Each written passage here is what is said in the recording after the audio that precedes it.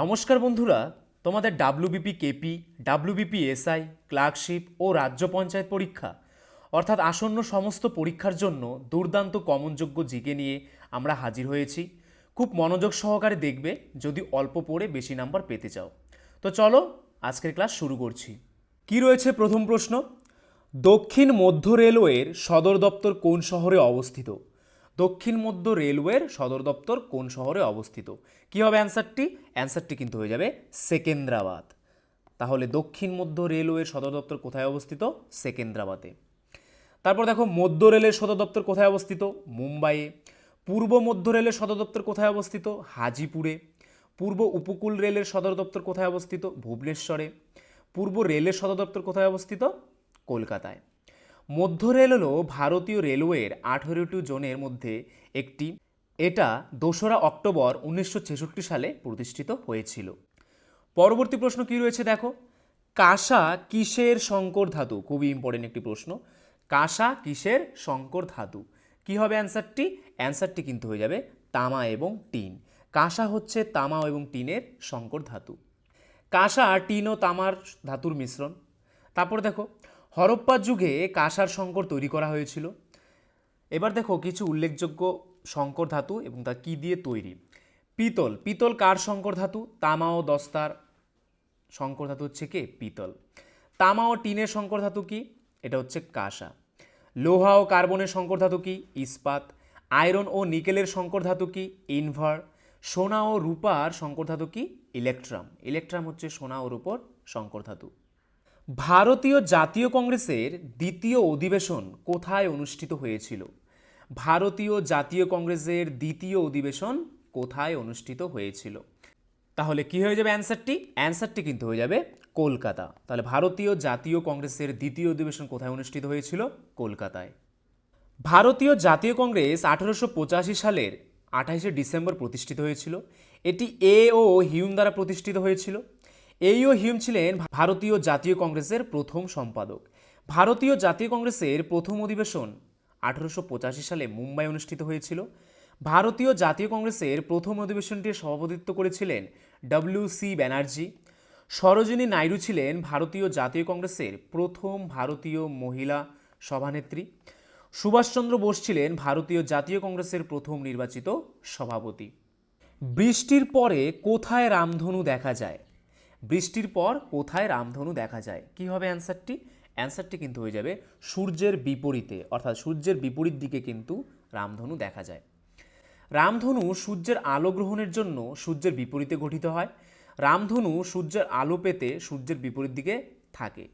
এই রামধনুকে কিন্তু অনেকেই আবার ইন্দ্রধনুও বলে। সবচেয়ে হালকা মৌল কি? অ্যান্সারটি কিন্তু হয়ে যাবে H2, অর্থাৎ হাইড্রোজেন হচ্ছে সবচেয়ে হালকা মৌল। H2 হলো হাইড্রোজেন মৌলের রাসায়নিক সূত্র। হাইড্রোজেন মৌল পৃথিবীর প্রকৃতির সবচেয়ে হালকা উপাদান। এতে মাত্র একটি প্রোটন থাকে। এতে 0 নিউট্রন আছে। হাইড্রোজেন পরমাণুর পারমাণবিক সংখ্যা কত? 1। ভিনিগারে কোন অ্যাসিড থাকে? ভিনিগারে কোন অ্যাসিড থাকে? কি হবে অ্যান্সারটি? অ্যান্সারটি কিন্তু হয়ে যাবে অ্যাসিটিক অ্যাসিড। ভিনিগারে অ্যাসিটিক অ্যাসিড থাকে। অ্যাসিটিক অ্যাসিডের বৈশিষ্ট্যগুলো কি কি দেখো, এগুলির স্বাদে টক, এগুলি নীল লিটমাসকে লাল করে, এগুলি বিদ্যুতের সুপরিবাহী, এটি অ্যাসিটিক অ্যাসিডের উপস্থিতির কারণে হয়। অ্যাসিটিক অ্যাসিড ইথানোয়িক অ্যাসিড নামেও পরিচিত এবং দুটি কার্বন অণু নিয়ে গঠিত। এটির সূত্র হলো CH3COH।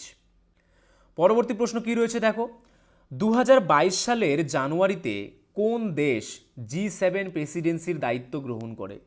2022 সালের জানুয়ারিতে কোন দেশ G7 প্রেসিডেন্সির দায়িত্ব গ্রহণ করে? কি হবে অ্যান্সারটি? অ্যান্সারটি কিন্তু হয়ে যাবে জার্মানি। কি হবে অ্যান্সারটি? জার্মানি। 1 জানুয়ারি জার্মানি G7 প্রেসিডেন্সির দায়িত্ব গ্রহণ করে। 2022 G7 শীর্ষ সম্মেলনে 26 থেকে 28 জুন 2022 পর্যন্ত ব্যাভারিয়ান আল্পসে অনুষ্ঠিত হবে। নেক্সট কি রয়েছে, ভারতের প্রথম ক্ষেপণাস্ত্রের নাম কি? খুবই ইম্পর্টেন্ট একটি প্রশ্ন। ভারতের প্রথম ক্ষেপণাস্ত্রের নাম কি? অ্যান্সারটি কিন্তু হয়ে যাবে পৃথিবী। পৃথিবী হচ্ছে ভারতের প্রথম ক্ষেপণাস্ত্র বা মিসাইল। পৃথিবী ছিল প্রথম ভারতীয় ক্ষেপণাস্ত্র। এটি ছিল সারফেস থেকে সারফেস, অর্থাৎ ভূমি থেকে ভূমি ballistic missile. Doctor APJ Abdul Kalam এই প্রজেক্টের পেছনে ছিলেন। তিনি ভারতের প্রাক্তন রাষ্ট্রপতি ছিলেন। তিনি ভারতের মিসাইলম্যান নামেও পরিচিত। সংখ্যাতত্ত্বে প্রথম গিনিস ওয়ার্ল্ড রেকর্ড এবং 2022 সালের প্রথম বিশ্ব রেকর্ড কে অর্জন করেছেন? সংখ্যাতত্ত্বে প্রথম গিনিস ওয়ার্ল্ড রেকর্ড এবং 2022 সালের প্রথম বিশ্ব রেকর্ড কে অর্জন করেছেন? অ্যান্সারটি কিন্তু হয়ে যাবে জে.সি. চৌধুরী। জে.সি. চৌধুরী সর্বপ্রথম গিনিস ওয়ার্ল্ড রেকর্ড সংখ্যাতত্ত্বে এবং 2022 সালে প্রথম বিশ্ব রেকর্ড অর্জন করেছিলেন। সংখ্যাতত্ত্বে প্রথম গিনিস ওয়ার্ল্ড রেকর্ড এবং 2022 সালের প্রথম বিশ্ব রেকর্ডটি ভারতের শীর্ষস্থানীয় সংখ্যাতত্ত্ববিদ জে.সি. চৌধুরী অর্জন করেছেন। পরবর্তী প্রশ্ন কি রয়েছে দেখো, চুম্বুল উপত্যকা যা সম্প্রতি খবরে উঠে এসেছে, এটি কোন রাজ্য বা কেন্দ্রশাসিত অঞ্চলে অবস্থিত? চুম্বুল উপত্যকা কোন রাজ্যে বা কেন্দ্রশাসিত অঞ্চলে অবস্থিত? কি হবে অ্যান্সারটি? অ্যান্সারটি কিন্তু হয়ে যাবে লাদাখ। তাহলে চুম্বুল উপত্যকা কোথায় অবস্থিত? লাদাখে অবস্থিত। এটি ভারতের লাদাখের অন্তর্গত লেহের একটি গ্রাম। দুর্বুক তহসিলে অবস্থিত এই অঞ্চলটি চুশুল উপত্যকা নামে পরিচিত। এটি 4360 মিটার উচ্চতার রেজ্যাংলা এবং প্যাংগং লেকের কাছাকাছি অবস্থিত। পরবর্তী প্রশ্ন কি রয়েছে দেখো, কোন ভারতীয় বিমানবন্দর 2030 সালের মধ্যে নেট জিরো কার্বন নির্গমন বিমানবন্দর হয়ে উঠবে? কোন ভারতীয় বিমানবন্দর 2030 সালের মধ্যে নেট জিরো কার্বন নির্গমন বিমানবন্দর হয়ে উঠবে? কি হবে অ্যান্সারটি? অ্যান্সারটি কিন্তু হয়ে যাবে ইন্দিরা গান্ধী আন্তর্জাতিক বিমানবন্দর। ইন্দিরা গান্ধী আন্তর্জাতিক বিমানবন্দর 2030 সালের মধ্যে নেট জিরো কার্বন নির্গমন বিমানবন্দর হয়ে উঠবে। দিল্লির ইন্দিরা গান্ধী আন্তর্জাতিক বিমানবন্দর 2030 সালের মধ্যে নেট জিরো কার্বন নির্গমন বিমানবন্দর হয়ে উঠবে। সিইও বিদেহ কুমার জয়পুরিয়ার এই ঘোষণা দিয়েছেন। পরবর্তী প্রশ্ন কি রয়েছে দেখো, কোনটি সিভিল সার্ভিস দিবস হিসেবে পালিত হয়? মানে কোন দিনটি সিভিল সার্ভিস দিবস হিসেবে পালিত হয়? কি হবে অ্যান্সারটি? অ্যান্সারটি কিন্তু হয়ে যাবে 21শে এপ্রিল। 21শে এপ্রিল দিনটি সিভিল সার্ভিস দিবস হিসেবে পালিত হয়। প্রতি বছর 21শে এপ্রিল ভারত সিভিল সার্ভিস দিবস উদযাপন করে। ভারতীয় সিভিল সার্ভিসে যোগদানকারী প্রথম ভারতীয় ছিলেন সত্যেন্দ্রনাথ ঠাকুর। পরবর্তী প্রশ্ন কি রয়েছে, সত্যার্থ প্রকাশ বইটির রচয়িতা কে? সত্যার্থ প্রকাশ বইটির রচয়িতা কে? কি হবে অ্যান্সারটি? অ্যান্সারটি কিন্তু হয়ে যাবে স্বামী দয়ানন্দ সরস্বতী। স্বামী দয়ানন্দ সরস্বতী সত্যার্থ প্রকাশ বইটির রচয়িতা। দয়ানন্দ সরস্বতী 1824 সালে গুজরাটের মোরভিতে মূল শঙ্কর তিওয়ারি নামে জন্মগ্রহণ করেন। বেদে ফিরে চলো এবং বেদই সকল জ্ঞানের উৎস, এই দুটি স্লোগান তিনিই তুলেছিলেন। তিনি আর্য সমাজের প্রতিষ্ঠাতা ছিলেন। পরবর্তী প্রশ্ন কি রয়েছে দেখো, 2022 সালের জানুয়ারিতে খেলাধুলায় তার শ্রেষ্ঠত্বের জন্য নীরজ চোপড়াকে নিচের কোন পুরস্কার দেওয়া হয়েছে? 2022 সালের জানুয়ারিতে খেলাধুলার তার শ্রেষ্ঠত্বের জন্য নীরজ চোপড়াকে নিচের কোন পুরস্কার দেওয়া হয়েছে? কি হবে অ্যান্সারটি? অ্যান্সারটি কিন্তু হয়ে যাবে পরম বিশেষ সেবা পদক। কোন পুরস্কার দেওয়া হয়েছিল? পরম বিশেষ সেবা পদক। নীরজ চোপড়াকে পরম বিশেষ সেবা পদক দেওয়া হয়েছে। 2021 সালের অলিম্পিকে ভারতের প্রথম অ্যাথলেটিক্স স্বর্ণপদক জিতে তিনি ইতিহাস সৃষ্টি করেছেন। শুটার অভিনব বিন্দ্রার পর তিনি একমাত্র দ্বিতীয় ভারতীয় যিনি ব্যক্তিগত অলিম্পিক সোনা জিতেছিলেন। তিনি ভারতীয় সেনাবাহিনীতে 4 রাজপুতানা রাইফেলের একজন সুবেদার। অপারেশন খাতমা নামক একটি নতুন বই কার লেখা? অপারেশন খাতমা নামক একটি নতুন বইটি কার লেখা? কি হবে অ্যান্সারটি? অ্যান্সারটি কিন্তু হয়ে যাবে এ এবং বি উভয়ই, অর্থাৎ আর.সি. গঞ্জ ও অশ্বিনী ভাটনগর। এরা দুজনেই কিন্তু অপারেশন খাতমা নামক নতুন বইটি লিখেছেন। অপারেশন খাতমা নামে নতুন একটি বই প্রকাশিত হয়েছে। এটি হলো 2 সাংবাদিক আর.সি. গঞ্জ এবং অশ্বিনী ভাটনগরের প্রত্যক্ষদর্শীর বিবরণ। জম্মু ও কাশ্মীর পুলিশের স্পেশাল অপারেশন দলের অভিযানের ফলে জম্মু ও কাশ্মীর লিবারেশন ফ্রন্টের জেকেএলএফ 22 জন সন্ত্রাসী নিহত হয়। পরবর্তী প্রশ্ন কি রয়েছে দেখো, অমর গান বন্দে মাতরম কে লিখেছেন? অমর গান বন্দে মাতরম গানটি কে লিখেছেন? কি হবে অ্যান্সারটি? অ্যান্সারটি কিন্তু হয়ে যাবে বঙ্কিমচন্দ্র চট্টোপাধ্যায়। কি হবে অ্যান্সারটি? বঙ্কিমচন্দ্র চট্টোপাধ্যায়। ভারতের জাতীয় সঙ্গীত বন্দে মাতরম লিখেছেন বঙ্কিমচন্দ্র চট্টোপাধ্যায়। বন্দে মাতরম আনন্দমঠ থেকে নেওয়া হয়েছে বঙ্কিমচন্দ্রের বিখ্যাত উপন্যাস। এটি 1882 সালে বাংলা ভাষায় রচিত হয়েছিল। বন্দে মাতরম শিরোনামের অর্থ আমি মায়ের প্রশংসা করি। এছাড়া সারে জাহাঁ সে আচ্ছা গানটি লিখেছেন মোহাম্মদ ইকবাল। জাতীয় স্তব জনগণমন লিখেছেন কে? বিশ্বকবি রবীন্দ্রনাথ ঠাকুর। নেক্সট কি রয়েছে দেখো, তন্ত্রজ পশ্চিমবঙ্গের একটি সমবায় সমিতি যা নিচের কোনটির সাথে সম্পর্কিত? তন্ত্রজ পশ্চিমবঙ্গের একটি সমবায় সমিতি যা নিচের কোনটির সাথে সম্পর্কিত? কি হবে অ্যান্সারটি? অ্যান্সারটি কিন্তু হয়ে যাবে তাঁত। তন্ত্রজ পশ্চিমবঙ্গের একটি সমবায় সমিতি যা তাঁতের সাথে সম্পর্কযুক্ত। 7ই আগস্ট জাতীয় তাঁত দিবসে এই পুরস্কার দেওয়া হয়।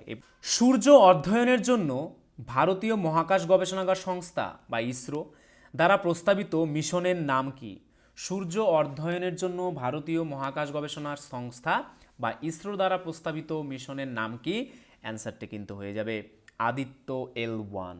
কি হবে অ্যান্সারটি? আদিত্য L1। আদিত্য L1 মিশনটিকে একটি 400 কেজি শ্রেণীর উপগ্রহ হিসেবে কল্পনা করা হয়েছিল। পরবর্তী প্রশ্ন কি রয়েছে, কোনটি একটি ভেনেরিয়াল রোগ? কোনটি একটি ভেনেরিয়াল রোগ? কি কি রয়েছে অপশন দেখো, এইডস, ক্যান্সার, ম্যালেরিয়া নাকি এলিফ্যান্টিয়াসিস বা গোদ? কি হবে অ্যান্সারটি? অ্যান্সারটি কিন্তু হয়ে যাবে এইডস। এইডস হচ্ছে একটি ভেনেরিয়াল রোগ। যৌন সংসর্গের মাধ্যমে সংক্রামিত রোগগুলি হলো ভেনেরিয়াল রোগ। এটি সেক্সুয়ালি ট্রান্সমিটেড ইনফেকশন অর্থাৎ এসটিআই। এইডস একটি যৌন রোগ। এইডস ফুল ফর্ম কি এইডসের? Acquired immunodeficiency syndrome. এইচআইভির সম্পূর্ণ নাম কি? Human immunodeficiency virus. এটি রেট্রোভাইরাসের অন্তর্গত। কোন ভাইরাসের অন্তর্গত? রেট্রোভাইরাসের অন্তর্গত। নেক্সট, গুলামগিরি গ্রন্থটি কার লেখা? গুলামগিরি গ্রন্থটি কার লেখা? কি হবে অ্যান্সারটি? অ্যান্সারটি কিন্তু হয়ে যাবে জ্যোতিরাও গোবিন্দরাও ফুলে। জ্যোতিরাও গোবিন্দরাও ফুলের লেখা হচ্ছে গ্রন্থটি কি? গুলামগিরি। জ্যোতিরাও গোবিন্দরাও ফুলে বা একে অনেকে জ্যোতিবা ফুলে বলা হয়, 1871 সালে বর্ণপ্রথার অন্যায় নিয়ে গুলামগিরি নামে একটি বই লিখেছেন। গুলামগিরিতে তিনি নিম্নবর্ণের একটি ঐতিহাসিক সমীক্ষা দেন। পরবর্তী প্রশ্ন কি রয়েছে দেখো, গুপ্ত রাজবংশের প্রথম শাসক কে ছিলেন যিনি মহারাজাধিরাজ উপাধি দাবি করেছিলেন? গুপ্ত রাজবংশের প্রথম শাসক কে ছিলেন যিনি মহারাজাধিরাজ উপাধি দাবি করেছিলেন? কি হবে অ্যান্সারটি? অ্যান্সারটি কিন্তু হয়ে যাবে প্রথম চন্দ্রগুপ্ত। প্রথম চন্দ্রগুপ্ত গুপ্ত বংশের একজন রাজা ছিলেন যিনি উত্তর ভারতে শাসন করতেন। তার উপাধি মহারাজাধিরাজ অর্থাৎ রাজাদের মহান রাজা, যাকে বলা হয় চক্রবর্তী সম্রাট, থেকে বোঝা যায় যে তিনি রাজবংশের প্রথম সম্রাট ছিলেন। তিনি কিভাবে তার পূর্বপুরুষের ছোট রাজ্যকে সাম্রাজ্য পরিণত করেছিলেন তা নিশ্চিত নয়। তাদের পুত্র সমুদ্রগুপ্ত সাম্রাজ্যকে আরও বিস্তৃত করেন। পরবর্তী প্রশ্ন কি রয়েছে দেখো, ভারতীয় সংবিধানের 371 নং ধারায় কোন রাজ্যের জন্য বিশেষ ক্ষমতা দেওয়া রয়েছে? ভারতীয় সংবিধানের 371 নং ধারায় কোন রাজ্যের জন্য বিশেষ ক্ষমতা দেওয়া হয়েছে? কি হবে অ্যান্সারটি?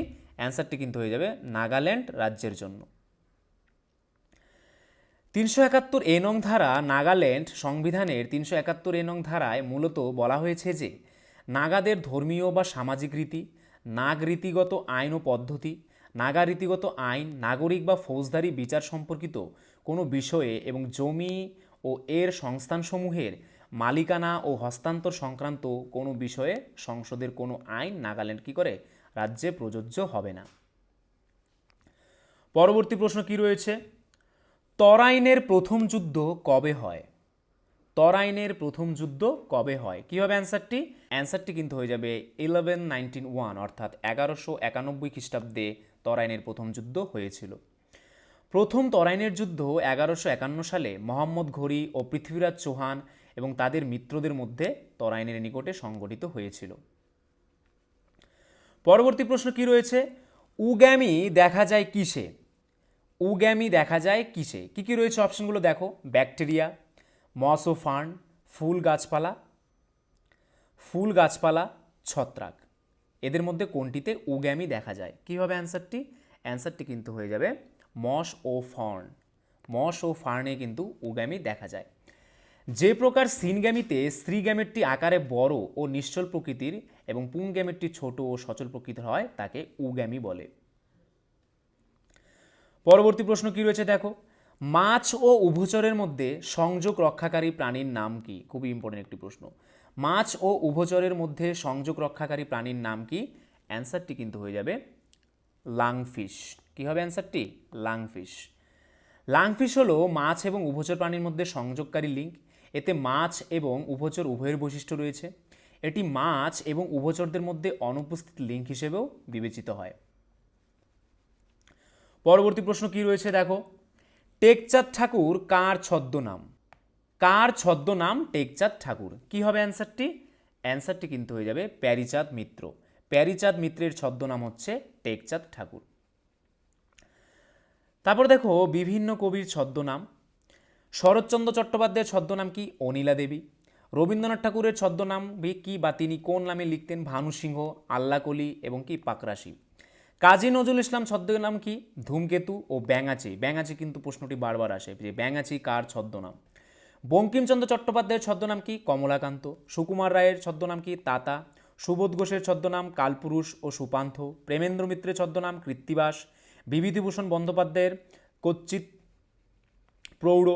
সুনীল গঙ্গোপাধ্যায়ের ছদ্মনাম নীল লোহিত। মৌমাছি ছদ্মনাম কার? বিমল ঘোষ। বিমল ঘোষ কিন্তু মৌমাছি ছদ্মনামে লিখতেন। তারাশঙ্কর বন্দ্যোপাধ্যায়ের ছদ্মনাম কি? হাবু শর্মা। কালীপ্রসন্ন সিংহ ছদ্মনাম কি? হুতম প্যাঁচা। খুবই ইম্পর্টেন্ট। হুতম প্যাঁচা কার ছদ্মনাম? কালীপ্রসন্ন সিংহ। মধুসূদন দত্তের ছদ্মনাম কি? Timothy Penpoem. অখিল নিয়োগীর ছদ্মনাম কি? স্বপন বুড়ো। প্রমোদ চৌধুরীর ছদ্মনাম কি? বীরবল। প্রমোদ চৌধুরী বীরবল নামে লিখতেন বা বীরবল হচ্ছে তার ছদ্মনাম। সমরেশ বসুর ছদ্মনাম কি? কালকুট বা ভ্রমর হচ্ছে সমরেশ বসুর ছদ্মনাম। রকেটের উৎক্ষেপণ কোন নীতির ওপর ভিত্তি করে কার্য করে? রকেটের উৎক্ষেপণ কোন নীতির ওপর ভিত্তি করে কাজ করে? কি হবে অ্যান্সারটি? অ্যান্সারটি কিন্তু হয়ে যাবে নিউটনের তৃতীয় গতিসূত্র। নিউটনের তৃতীয় গতিসূত্রের ওপর ভিত্তি করে রকেটের উৎক্ষেপণ কার্য করে। প্রত্যেক ক্রিয়ার সমান ও বিপরীত প্রতিক্রিয়া আছে, এটি হচ্ছে নিউটনের তৃতীয় সূত্র। নিউটনের তৃতীয় সূত্রটি কি? প্রত্যেক ক্রিয়ার সমান ও বিপরীত প্রতিক্রিয়া আছে। পরবর্তী প্রশ্ন কি রয়েছে, লোকসভার স্পিকারের ভোটকে কি বলা হয়? লোকসভার স্পিকারের ভোটকে কি বলা হয়? কি হবে অ্যান্সারটি? অ্যান্সারটি কিন্তু হয়ে যাবে কাস্টিং ভোট। লোকসভার স্পিকারের ভোটকে বলা হয় কাস্টিং ভোট। একটি কাস্টিং ভোট হলো একটি ভোট যা কেউ একটি ইচ্ছাকৃত বডিতে একটি বাধা ভোটের সমাধান করার জন্য অনুশীলন করতে পারে। একটি কাস্টিং ভোট সাধারণত একটি কাউন্সিল, আইনসভা সংস্থা, কমিটি ইত্যাদি প্রিসাইডিং অফিসার দ্বারা হয়। পরবর্তী প্রশ্ন কি রয়েছে, টু লাইভস বইটির রচয়িতাকে? টু লাইভস বইটির রচয়িতাকে? কি হবে অ্যান্সারটি? অ্যান্সারটি কিন্তু হয়ে যাবে বিক্রম শেঠ। বিক্রম শেঠ হচ্ছে টু লাইভস বইটির রচয়িতা। বিক্রম শেঠের দ্বিতীয় নন ফিকশন কাজ টু লাইভস একটি শতাব্দীর গল্প এবং একটি জাতিগত বিভাজনের মধ্যে একটি প্রেমের সম্পর্কের গল্প। সলমন রশিদির লেখা বইটির নাম কি? Midnight Children's. খুবই ইম্পর্টেন্ট। অরুন্ধতী রায়ের লেখা বইটির নাম কি? The God of Small Things. Shiv খেরার লেখা গ্রন্থটির নাম কি? You Can Win. You Can Win হচ্ছে কার লেখা? শিব খেরা। পরবর্তী প্রশ্ন কি রয়েছে দেখো, ইটাই ইটাই রোগ কোন ধাতুর জন্য হয়? ইটাই ইটাই রোগ কোন ধাতুর জন্য হয়? কি হবে অ্যান্সারটি? অ্যান্সারটি কিন্তু হয়ে যাবে ক্যাডমিয়াম। ক্যাডমিয়াম ধাতুর জন্য কিন্তু ইটাই ইটাই রোগ হয়। মিনামিটা রোগ হয় কোন ধাতুর জন্য? পারদের জন্য। ইটাই ইটাই হয় ক্যাডমিয়ামের জন্য। ডিসলেক্সিয়া বা প্লাম্বিজম রোগ হয় কোন ধাতুর জন্য? সীসার জন্য। ব্ল্যাক ফুড রোগ হয় কিসের জন্য? আর্সেনিক ধাতুর জন্য। খুবই ইম্পর্টেন্ট। ব্ল্যাক ফুড রোগ কিসের জন্য হয়? আর্সেনিক ধাতুর জন্য। ডার্মাটাইটিস হয় কোন ধাতুর জন্য? ক্রোমিয়ামের জন্য হয় কি রোগ? ডার্মাটাইটিস রোগ। তো বন্ধুরা, এই ছিল আজকের ভিডিও। তো তোমরা যদি আমাদের চ্যানেলে নতুন হয়ে থাকো, আমাদের চ্যানেলটিকে অবশ্যই সাবস্ক্রাইব করে নোটিফিকেশন অল করে রাখবে। তার পাশাপাশি তোমরা যদি আমাদের পুলিশের ব্যাচে অ্যাডমিশন নিতে চাও, আমাদের স্ক্রিনে দেওয়া নাম্বারে একবার অবশ্যই হোয়াটসঅ্যাপ করে নাও। আর আজকের ভিডিওর যদি পিডিএফ পেতে চাও, তাহলে আমাদের টেলিগ্রাম চ্যানেলে জয়েন করে নাও, বেঙ্গলি নলেজ একাডেমি এই চ্যানেলে, যেটি এই ভিডিওর ডেসক্রিপশনে দেওয়া রয়েছে। তাহলে চলো, আজকের জন্য এতটুকুই। সবাইকে ধন্যবাদ। বন্ধুরা, আরেকটি কথা, WBP constable, SI and KP constable অধ্যায়ভিত্তিক সেরা প্রস্তুতি নিতে আমাদের হোয়াটসঅ্যাপ নাম্বারে একবার হোয়াটসঅ্যাপ করে নাও। গণিত, ইংরেজি, জিকে, রিজনিং প্রত্যেকটা বিষয়ে একদম অধ্যায় ধরে ধরে বেসিক লেভেল থেকে একদম প্রথম থেকে ক্লাস করানো হবে। মাসিক কোনো বেতন নেই। পরীক্ষা পর্যন্ত সেরা গাইডেন্স পাবে নতুন সিলেবাস অনুযায়ী।